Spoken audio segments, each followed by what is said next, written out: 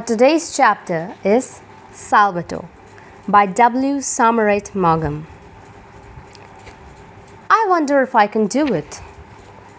I knew Salvatore first when he was a boy of 15 with a pleasant face, a laughing mouth, and carefree eyes.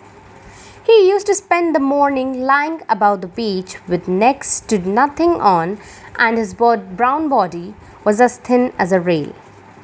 He was full of grace. He was in and out of the sea all the time, swimming with a clumsy, effortless stroke common to the fisher boys.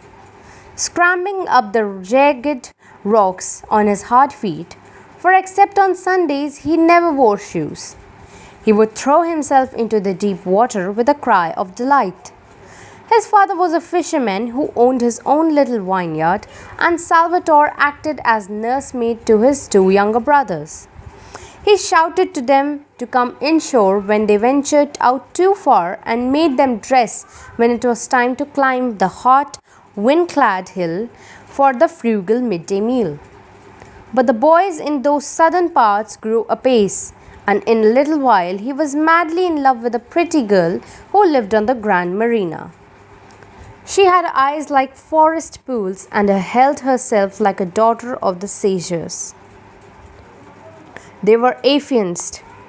They could not marry till Salvatore had done his military service, and when he left the island, which he had never left in his life before, to become a sailor in the navy of King Victor Emmanuel, he wept like a child. It was hard for one who had never been less free than the birds to be at the beck and call of others. It was harder still to live in the battleship with strangers instead of in a little white cottage among the vines. And when he was ashore, to walk in noisy, friendless cities and streets with streets so crowded that he was afraid to cross them, when they had been used to silent paths and the mountains and the sea. I suppose it had never struck him that Ischia, which he looked at every morning, it was like a fairy island in the sunset, to see what the weather would be like next day, or Vesuvius, purely in the dawn, had anything to do with him at all. But when he ceased to have them before his eyes, he realized in some dim fashion that they were as much part of him on his hands and his feet as his hands and his feet.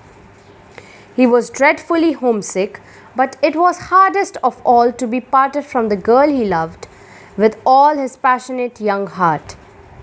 He wrote to her in his childlike handwriting long, ill-spent letters in which he told her how constantly he thought of her and how much he longed to be back. He was sent here and there, to Spezia, to Venice, to Bari, and finally to China. Here he fell ill of some mysterious ailment that kept him in hospital for months. He bore it with the mute, uncomprehending patience of a dog. When he learnt that it was a form of rheumatism that made him unfit for further service, his heart exulted, for he could go home. And he did not bother, in fact. He scarcely listened when the doctors told him that he would never be again quite well. What did he care when he was going back to the little island he loved so well, and the girl who was waiting for him? When he got into the rowing boat and that met the steamer from Naples and was rowed ashore, he saw his father and mother standing on the jetty and his two brothers, big boys now, and he waved to them. His eyes searched among the crowd that waited there for the girl. He could not see her, and there was a great deal of kissing when he jumped up the steps, and they all, emotional creatures, cried a little when they exchanged their greetings. He asked where the girl was. His mother told him that she did not know. They had not seen her for 2 or 3 weeks. So in the evening, when the moon was shining over the placid sea and the lights of Naples twinkled in the distance, he walked down to the Grand Marina to her house. She was sitting on the doorstep with her mother.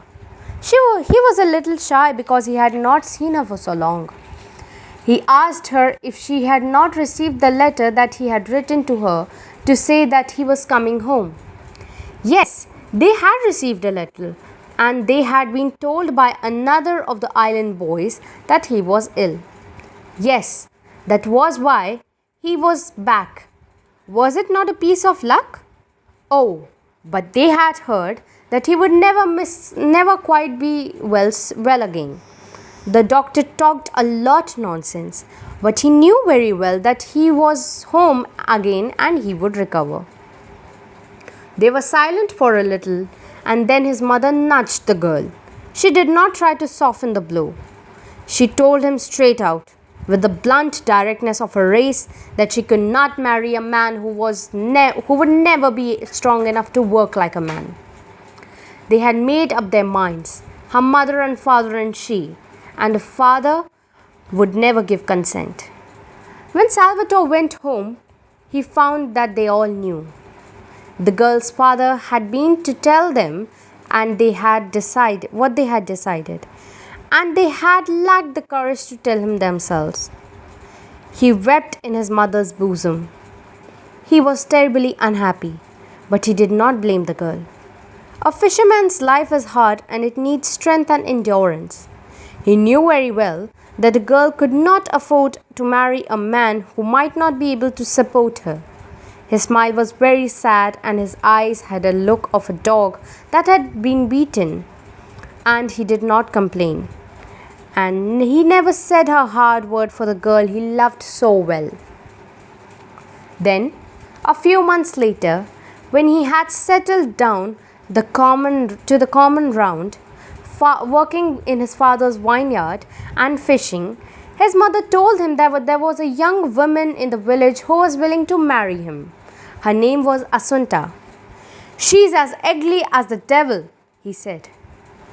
She was older than he, 24 or 25, and she had been engaged to a man while doing his service in the military had been killed in Africa. She had a little money of her own, and if Salvatore married her, she could buy him a boat of his own, and they could take a vineyard that by happy chance happened at the moment to be without a tenant.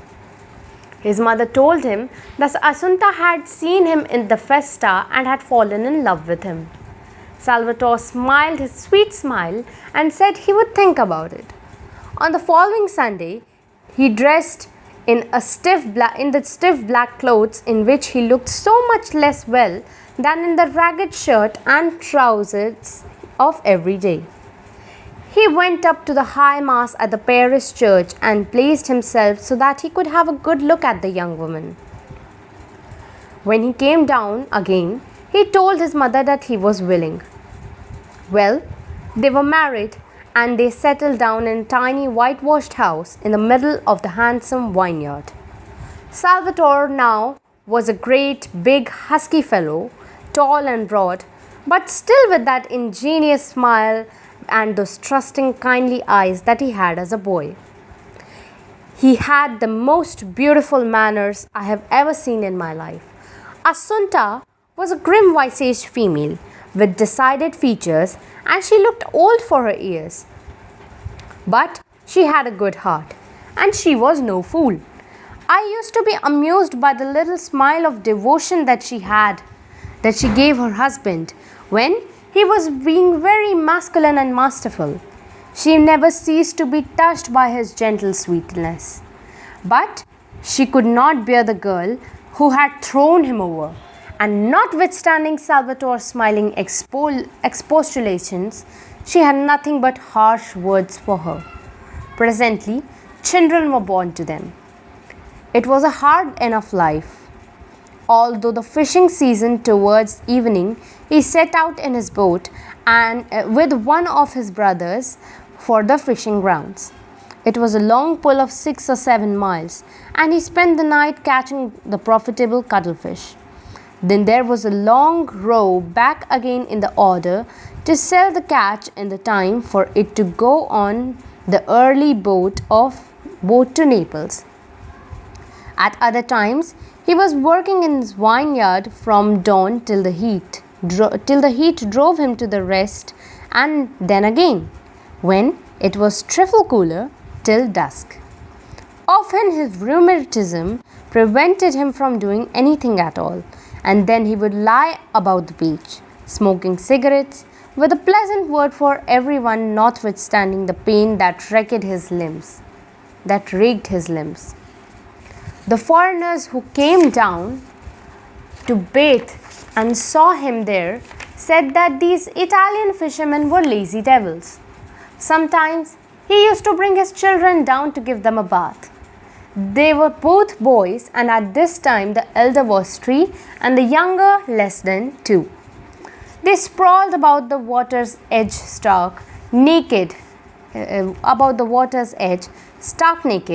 and Salvatore, standing on the rock, would dip them in the water. The elder one bore it with stoicism, but the baby screamed lustily. Salvatore had enormous hands, like legs of mutton, coarse and hard from the constant toil. But when he bathed his children, holding them so tenderly, drying them with delicate care, upon my word, they were like flowers. He would seat the naked baby on the palm of his hand, and hold him up, laughing a little at his smallness, and his laugh was like the laughter of an angel. His eyes then were as candid as the child's. I started by saying that I wondered if I could do it, and now I must tell you what it is that I have tried to do. I wanted to see whether I could hold your attention for a few pages while I drew for you the portrait of a man, just an ordinary fisherman who possessed nothing in the world except a quality which is the rarest, the most precious, and the loveliest that anyone can have.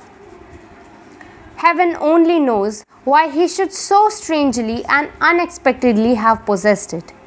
All I know is that it shone in him with a radiance that, if it had not been unconscious and so humble, would have been to the common run of men hardly bearable. And in case you have not guessed what the quality was, I will tell you. Goodness, just goodness. Thank you.